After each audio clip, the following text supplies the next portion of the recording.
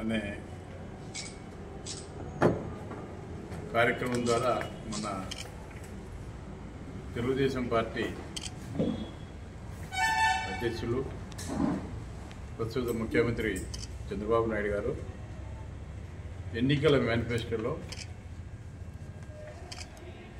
అది 60,000 కానీ 75,000 కానీ ఒక్కొక్క విద్యార్థికి 15,000 చెప్పిన 5 మంది ఉన్నా కూడా 75,000 వరకు కూడా ప్రతి కుటుంబంలో కూడా ఇస్తామని చెప్పి ఈ యొక్క ఎన్నికల మేనిఫెస్టోలో కూడా పెట్టడం జరిగింది. ఇప్పుడు ప్రస్తుతం ఈ మేనిఫెస్టోలో పెట్టిన విధంగా కాకుండా ఇప్పుడు కేవలం ఒక్కరికి మాత్రమే ఈ యొక్క తల్లికి వందనం అనే చేస్తామని చెప్పి చెప్పడం జరుగుతూ ఉంది. ఎందుకంటే ఎన్నికల సమయంలో ఎంతమంది ఉంటే అంతమందికి ఇస్తామని చెప్పి మోసం చేసి ఓట్లు ఈరోజు పొందిన తర్వాత ఈరోజు అధికారంలోకి వచ్చిన తర్వాత ఈరోజు ప్రజలను మోసం చేయడం జరుగుతూ ఉంది. ఈ యొక్క మోసాన్ని ఈరోజు ప్రజలందరూ కూడా గమనిస్తూ ఉన్నారు. అదేవిధంగా ఈరోజు మీరు చేసిన మోసాన్ని కప్పిపుచ్చుకోవడానికి ఏదో విధంగా అంటే మాజీ ముఖ్యమంత్రి జగన్మోహన్ రెడ్డి గారి దగ్గర నుంచి కార్యకర్త వరకు కూడా తప్పుడు కేసులు పెట్టి మరి ఈ యొక్క దృష్టి మరల్చేదానికి ఈ యొక్క పన్నాగం పన్నుతూ ఉన్నారు. అందులో భాగంగానే ఈరోజు మన ప్రియతమ మాజీ ముఖ్యమంత్రి వైఎస్ జగన్మోహన్ రెడ్డి గారి మీద కూడా A3గా కేసు కూడా నమోదు చేయడం జరిగింది.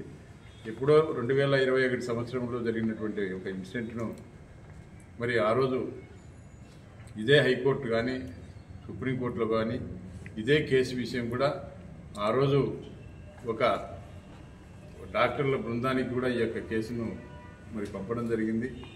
అదేవిధంగా గుంటూరులో మరి ఒక గవర్నమెంట్ హాస్పిటల్లో కూడా రిపోర్టు కూడా ఇవ్వడం జరిగింది. అదేవిధంగా మిలిటరీ హాస్పిటల్ సికింద్రాబాద్ మిలిటరీ హాస్పిటల్లో కూడా మరి ఈ డాక్టర్లు పరీక్షించిన తర్వాత ఒక నివేదిక కూడా ఇవ్వడం జరిగింది. మరి ఈ 2 హాస్పిటల్కి సంబంధించి నివేదికలు కూడా ఎక్కడ కూడా ఆయనకు ఈ యొక్క పోలీసులు కొట్టినట్టు కానీ దెబ్బలు ఉన్నట్టు కానీ ఎక్కడ కూడా రిపోర్టులో ఇవ్వడం లేదు. అదే విషయాన్ని ఆ రోజుల్లో కూడా గౌరవ హైకోర్టు దృష్టికి సుప్రీంకోర్టు దృష్టికి కూడా మరి ఆనాడు ఉన్న డాక్టర్లు కూడా నివేదిక రూపంలో కూడా ఇవ్వడం జరిగింది.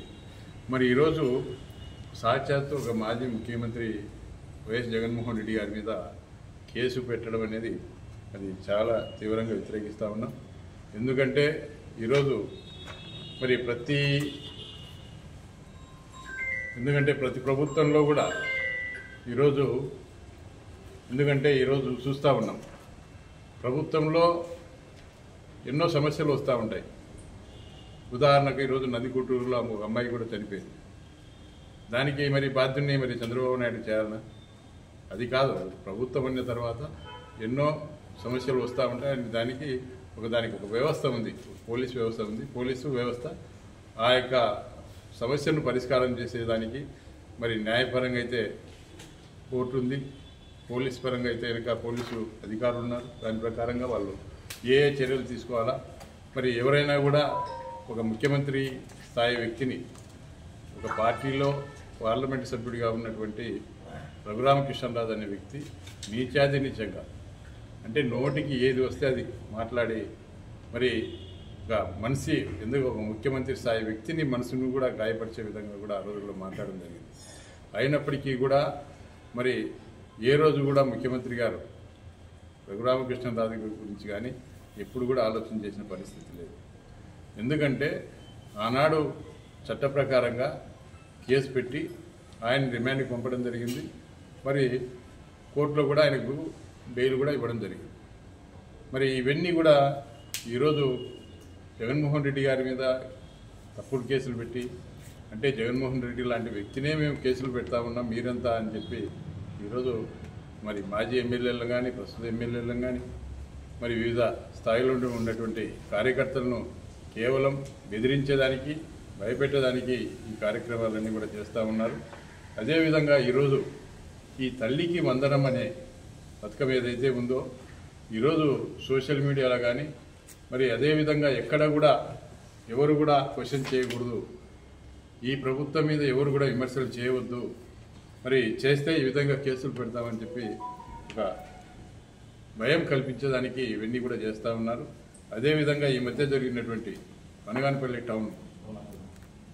టౌనే కాదు యావత్ ఆంధ్రప్రదేశ్ రాష్ట్రంలో కూడా మరి ఈ ఎన్నికల తర్వాత కూడా దాడులు జరుగుతూ ఉన్నాయి. మొన్న ఈ 2 రోజుల క్రితం కూడా ఇక్కడ ఆస్థానం దగ్గర కూడా ముస్లింలకు, ఎందుకంటే ఈరోజు బనగానపల్లి ఈ యొక్క ఉమ్మడి రాష్ట్రంలో మరి మొహరం పండుగ అనేది చాలా పవిత్రంగా చేసుకోవడం జరుగుతాం. అటువంటి మొహరం పండుగ సందర్భంగా ఈరోజు అక్కడ ఆ ముస్లిం యువకులందరూ కూడా ఆ పీర్లు ఆ రోజు మొదటి రోజు నిలబెట్టే కార్యక్రమంలో ఉండగా ఈరోజు తెలుగుదేశం పార్టీకి సంబంధించిన వ్యక్తులు అక్కడికి పోయి గొడవ చేయడం, వాళ్ళని నానా దుర్భాషలాడడం, మళ్ళీ వాళ్ళనే కొట్టడం. ముస్లింలు ఈరోజు మీ పార్టీకి ఓటు వేసినారు, మీకు అన్ని విధాలుగా ఈరోజు ఈ పార్టీకి సంపూర్ణమైన మెజార్టీ కూడా టౌన్ నుంచి కూడా టీడీపీకే రావడం జరిగింది. అయినప్పటికీ కూడా ఈరోజు ముస్లింలు యువకులు మీద దాడులు చేసి వాళ్ళను మరి భయభ్రాంతకు గురి చేసి ఇంకా భయపెట్టాలని చెప్పి ప్రయత్నం చేస్తూ ఉన్నారు. ఏదో ఒక రోజు ఖచ్చితంగా తిరగబడే రోజు కూడా అది త్వరలోనే వస్తుంది. కాబట్టి జాగ్రత్తగా ఉండండి. మీరు ఈరోజు ఈ ముస్లింలు యువకుల మీద ఎందుకు దాడి చేస్తూ ఉన్నారు? వాళ్ళు చేసిన పాపం ఎక్కడ? మరి ఈరోజు వాళ్ళు ఏదో ప్రశాంతంగా ఇప్పుడు కూడా మరి ఎంతోమంది ఎమ్మెల్యేలు వచ్చినారు. గతంలో నేను కూడా 2 సార్లు ఎమ్మెల్యేగా ఉన్నాను. ఎక్కడ కూడా ముస్లింల జోలికి వెళ్లకుండా, ముస్లింలు అంటే మాకు ప్రత్యేకమైన అభిమానం ఉంది. మరి వాళ్ళు ఓట్లు వేసినా వేయకపోయినా కూడా మరి అటువంటి ముస్లింల మీద హిందువుల మీద ఎందుకు దాడులు చేస్తూ ఉన్నారు? మరి ఈరోజు ప్రతి పార్టీలో కూడా కార్యకర్తలు అనేది ప్రతి పార్టీకి ఉండడం సహజంగా ఉంటుంది. మరి మీ పార్టీలో ఉన్నారు, మరి మేము కూడా 5 సంవత్సరాలు ఎమ్మెల్యేగా ఉన్నాను, గతంలో ఉన్నాను. ఇప్పుడు కూడా ఇటువంటి పరిస్థితులు, ఇటువంటి భయానక పరిస్థితులు ఎప్పుడు కూడా లేవు. ఈరోజు ప్రతిదానికి ఈరోజు పోలీసును అడ్డం పెట్టుకొని ఏం చేసినా కూడా మా కేసులు ఉండవు. ఒక పొగరు, ఎందుకంటే మాకు అధికార పార్టీ ఉంది, మాకు మంత్రి ఉన్నాడు అని ఒక పొగరుతో ఈరోజు ఈ కార్యకర్తలు చేస్తూ ఉన్నారు. అది ఎన్నో రోజులు కూడా మేము సహించే ప్రసక్తి లేదు. ఎప్పుడో ఒకసారి ఖచ్చితంగా దీనికి మరి ఒక పరిష్కారం అంటే ఖచ్చితంగా త్వరలోనే ఉంటుందని చెప్పి కూడా తెలియజేస్తూ ఉన్నాం.